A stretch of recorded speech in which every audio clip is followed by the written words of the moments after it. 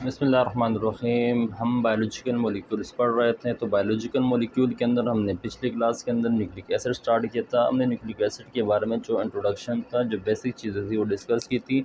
आज की वीडियो के अंदर हम न्यूक्लिक एसिड के अंदर जो टाइप्स ऑफ न्यूक्लियोटाइड्स हैं उसके बारे में हम डिस्कस करते हैं। ठीक है, तो आइए सबसे पहले हमारे पास फर्स्ट टाइप है मोनोन्यूक्लियोटाइड। यानी अगर हम देखते हैं कि हमारे पास जो न्यूक्लिक एसिड होता है वो एज आ पॉलीन्यूक्लियोटाइड काम करता है। यानी अगर हम जितने भी न्यूक्लिक एसिड की बात करते हैं तो न्यूक्लिक एसिड के अंदर जो न्यूक्लियोटाइड मौजूद होते हैं वो एक या दो से ज़्यादा न्यूक्लियोटाइड्स मौजूद होते हैं, जिसको हम क्या कहते हैं, पॉलीन्यूक्लियोटाइड। यानी वो जितने भी फंक्शन परफॉर्म करते हैं वो क्या होते हैं, एज आ पॉलीन्यूक्लियोटाइड अपने फंक्शंस परफॉर्म करते हैं। लेकिन जो कुछ न्यूक्लियोटाइड ऐसे भी होते हैं जो कि एज आ मोनोन्यूक्लियोटाइड और एज आ डाई न्यूक्लियोटाइड भी अपने फंक्शन इंडिविजुअली परफॉर्म करते रहते हैं। तो उसके अंदर हमारे पास जो फर्स्ट चीज़ है वो क्या है, मोनोन्यूक्लियोटाइड। यानी एक सिंगल न्यूक्लियोटाइड भी अपने फंक्शंस इंडिपेंडेंटली परफॉर्म कर सकते हैं, जिसमें हमारे पास दो मॉलिक्यूल्स शामिल हैं, जिसके अंदर एटीपी और एडीपी। यानी एडिनोसाइन, एटीपी का मतलब यहाँ पर क्या होता है, एटीपी का मतलब होता है एडिनोसाइन ट्राईफॉस्फेट। समझ में आ रहा है? तो एटीपी का मकसद क्या है, एडिनोसाइन ट्राईफॉस्फेट, और एडीपी का मकसद होता है एडिनोसाइन डाईफॉस्फेट।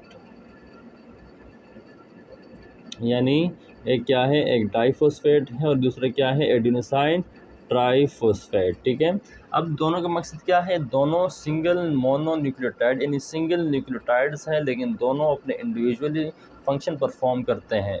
अब इसका फंक्शन क्या है, ये हमारे बॉडी के अंदर जो डिफरेंट फंक्शंस, डिफरेंट काम होते हैं, डिफरेंट सिंथेसिस का काम चल रहा होता है सेल के अंदर या सेल के बाहर, तो उसको एज ए एनर्जी की नीड होती है। तो एनर्जी कौन प्रोवाइड करते हैं, एटीपी के मॉलिक्यूल। यानी जो हमारे पास एटीपी का न्यूक्लियोटाइड है वो उसके जो फॉस्फेट बॉन्ड होता है वो ब्रेक होता है और वो हमें क्या प्रोवाइड करता है, एनर्जी प्रोवाइड करता है।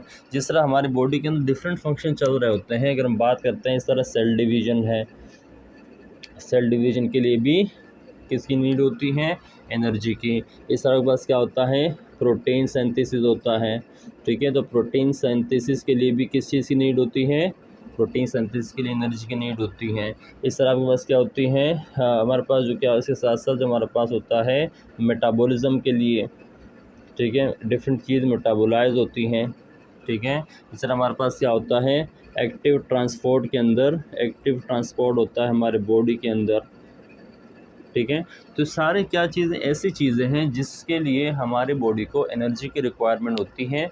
तो ये एनर्जी कौन प्रोवाइड करता है, यही एनर्जी हमारे पास प्रोवाइड करने वाले मॉलिक्यूल कौन कौन से हैं, यानी सिंगल न्यूक्लियोटाइड होता है जो क्या है, एडिनोसाइन ट्राईफॉस्फेट।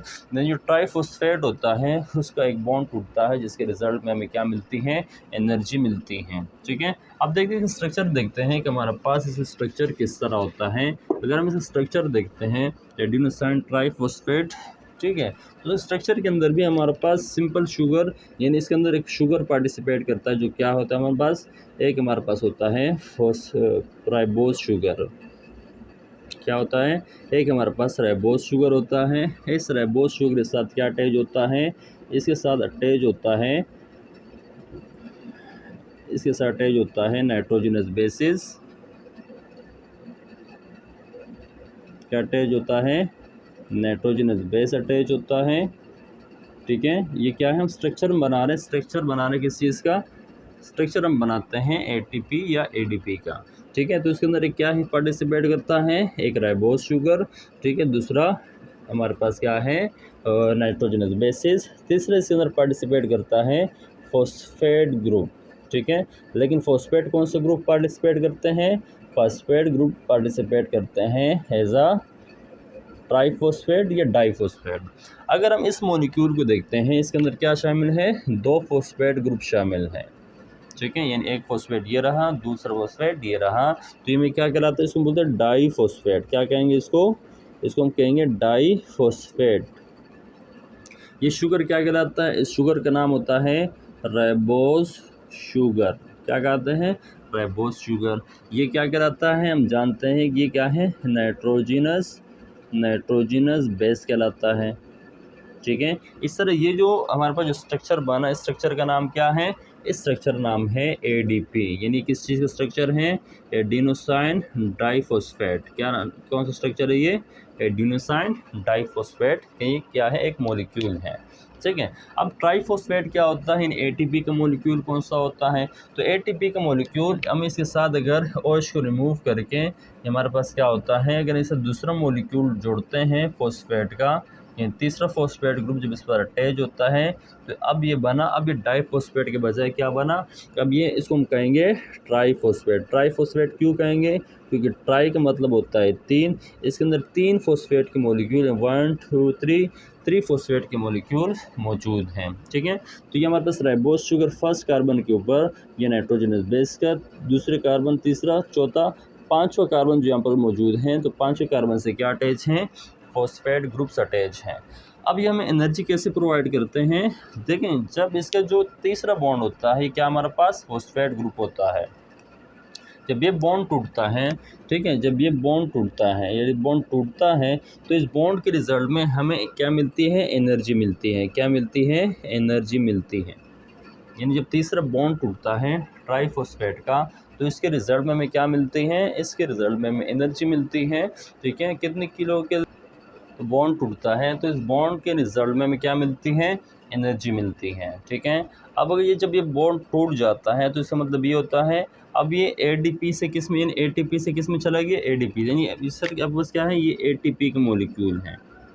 ये पूरा क्या है, ये पूरा जो मॉलिक्यूल है क्या है, एटीपी का एक न्यूक्लियोटाइड है। एटीपी मतलब इसके अंदर 3 फॉस्फेट ग्रुप मौजूद हैं, फर्स्ट इसमें ये फॉस्फेट ग्रुप अलग हुआ तो ये दोबारा किस में चला गया, एटीपी से दोबारा किस में चला जाएगा, एडीपी में चला जाएगा। क्योंकि ये जब फॉस्फेट ग्रुप अलग होता है तो उसके रिजल्ट में क्या मिलती है, एनर्जी मिलती है। अब ये होता कैसे है, जिस तरह के पास क्या होता है, एक एटीपी का मॉलिक्यूल है। ठीक है, ये क्या है, इसने आप इसका एक तीसरा बॉन्ड टूट गया, तो इस टूट बॉन्ड जब एक फॉस्फेट ग्रुप इससे अलग हुआ, क्या हुआ, इससे एक फॉस्फेट ग्रुप क्या हुआ, अलग हुआ, तो ये किस में कन्वर्ट हो गया, एडीपी के अंदर कन्वर्ट हुआ। एटीपी से किस में गया, एडीपी के अंदर, एटीपी से एडीपी में कन्वर्ट हुआ, तो इसने कितनी एनर्जी प्रोवाइड की, प्रोवाइड करता है 7.31 किलो कैलोरीज एनर्जी प्रोवाइड करता है। यानी एक जब फॉस्फेट ग्रुप का ये बॉन्ड टूटता है तो इसके रिजल्ट में जो एनर्जी हमें प्रोवाइड होती है कितनी होती है, 7.31 किलो कैलोरीज या 31.81 किलो जूल पर मोल एनर्जी हमें क्या मिलती है, प्रोवाइड होती हैं। ठीक है, कितने प्रोवाइड होती हैं, 31, यानी हमें या 7.31 किलो कैलोरीज पर कैलोरीज एनर्जी या 31.81 किलो जूल पर मोल एनर्जी हमें एक फॉस्फेट का मॉलिक्यूल क्या करता है, प्रोवाइड करता है। ठीक है, अब ये एनर्जी डिफरेंट फंक्शंस के अंदर पार्टिसिपेट करते हैं, डिफरेंट हमारे बॉडी के अंदर जो फंक्शंस परफॉर्म होते हैं उसके लिए ये रिक्वायर्ड होती हैं। ठीक है, जिसके अंदर एक्टिव ट्रांसपोर्ट शामिल हैं, प्रोटीन सिंथेसिस शामिल हैं, दूसरे मॉलिक्यूल हमारे बॉडी के अंदर पार्टिसिपेट होते हैं, डिफरेंट केमिकल रिएक्शंस होते हैं। ठीक है, तो एंजाइमेटिक रिएक्शंस होते हैं, उसके लिए जो एनर्जी रिक्वायर्ड होती है वो कौन प्रोवाइड करता है, हमें प्रोवाइड करने वाली कौन से है, एटीपी। जब एटीपी से एक फॉस्फेट ग्रुप जाता है दोबारा किस में कन्वर्ट होता है, एडीपी में। दोबारा फिर जब हम बॉडी के अंदर कोई एनर्जी मॉलिक्यूल एनर्जी हम गेट करते हैं दोबारा एटीपी किस में कन्वर्ट हो जाता है, एटीपी कन्वर्ट में हो जाता है। यानी ये रिएक्शन उल्टे सीधे, यानी ये दोनों डायरेक्शन में होते हैं, एडीपी से एटीपी में मॉलिक्यूल और एटीपी से एडीपी में कंटिन्यूसली मॉलिक्यूल्स क्या होते हैं, ये कन्वर्ट होते हैं और हमें एनर्जी प्रोवाइड करते रहते हैं। ठीक है, तो हमारे पास क्या था, एटीपी यानी मोनोन्यूक्लियोटाइड के बारे में हमने डिस्कस किया कि मोनोन्यूक्लियोटाइड एक इंडिविजुअल न्यूक्लियोटाइड भी हमारे पास जो फंक्शन परफॉर्म कर सकते हैं जो कि हमारे बॉडी के लिए रिक्वायर्ड होते हैं। तो नेक्स्ट मॉलिक्यूल हमारे पास क्या है, हमने मोनोन्यूक्लियोटाइड के बारे में डिस्कस किया। दूसरा हमारे पास है डाइन्यूक्लियोटाइड। न्यूक्लियोटाइड जो एग्जाम्पल हमारे पास क्या है, NAD का मतलब क्या होता है, निकोटीन एमाइड एडिनोसाइन डाइन्यूक्लियोटाइड। ये क्या है, यानी निकोटीन एमाइड एडिनोसाइन डाइन्यूक्लियोटाइड से क्या है NAD। ये क्या एक डाइन्यूक्लियोटाइड है जिसके अंदर दो मुख्तलिफ न्यूक्लियोटाइड शामिल हैं। ठीक है, देखिए हमारे पास एक फर्स्ट न्यूक्लियोटाइड ये पूरे एक न्यूक्लियोटाइड है, दूसरा हमारे पास क्या है दूसरे न्यूक्लियोटाइड, यानी दोनों आपस में कंबाइन होते हैं किस चीज़ के साथ, ये जो बॉन्ड कहलाता है हमारे पास क्या होता है डाई ईस्टर बॉन्ड कहलाता है। क्या कहलाता है ये हमारे पास क्या कहलाता है फोस्फो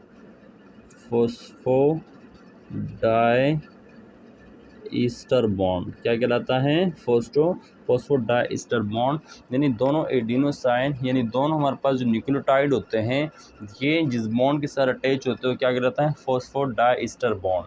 जिसे अगर हम ये देखते हैं ये जो बॉन्ड होता है इसे कहते हैं फोस्फो ईस्टर बॉन्ड कहलाता है। क्या कहलाता है फोस्फो ईस्टर बॉन्ड। ठीक है, लेकिन दो न्यूक्लियोटाइड को आपस में जो बाइंड करने वाला बॉन्ड होता है उसको क्या नाम देते हैं फोस्फो डाई ईस्टर बॉन्ड का नाम देते हैं। ठीक है, यानी न्यूक्लियोटाइड को आपस में बाइंड करने वाले जो बॉन्ड्स होते हैं उसको क्या नाम देंगे फॉस्फोडाइस्टर बॉन्ड। और एक न्यूक्लियोटाइड के साथ यानी राइबोस शुगर के साथ जो फॉस्फेट ग्रुप अटैच होता है जिस बॉन्ड के साथ अटैच होता है उसको क्या नाम देते हैं फॉस्फोईस्टर बॉन्ड या फॉस्फोईस्टर लिंकेज। ठीक है, तो ये क्या कहलाता है दो न्यूक्लियोटाइड आपस में कंबाइन होकर क्या बनाता है दो, यानी एक न्यूक्लियोटाइड ये रहा दूसरा न्यूक्लियोटाइड ये रहा, तो दोनों आपस में क्या बनाते हैं दोनों जो बनाने वाले क्या है डाई न्यूक्लियोटाइड क्या बनाते हैं डाइन्यूक्लियोटाइड। उस एग्जाम्पल क्या है NAD।